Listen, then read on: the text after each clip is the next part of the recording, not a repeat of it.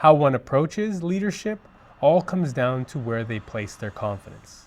Mark 9:34 through 35. But they kept quiet because on the way they had argued about who was the greatest. Sitting down, Jesus called the 12 and said, "Anyone who wants to be first must be the very last and the servant of all."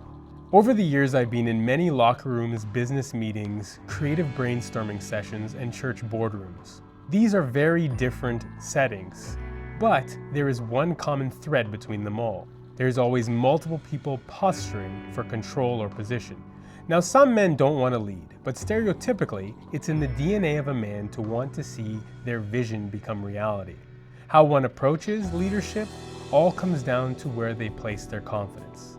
Some place their confidence in their abilities, others in their education or title, and/or in their straight-up size or strength. While these and other attributes will usually gain you respect, finances, and power in the world, that usually doesn't last because abilities change, size and power go away, and the education usually becomes obsolete over time. Now, God doesn't want us to be bottom feeders or groping around in the dark. God wants us to place our confidence in Him, which will replace worldly control with servant leadership. Servant leadership is setting a hard-working example, taking care of the vulnerable, and practicing the fruit of the Spirit.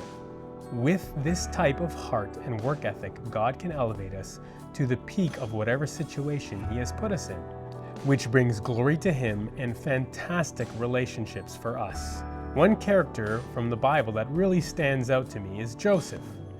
He always placed his confidence in God no matter his situation or position in life, and God eventually elevated him.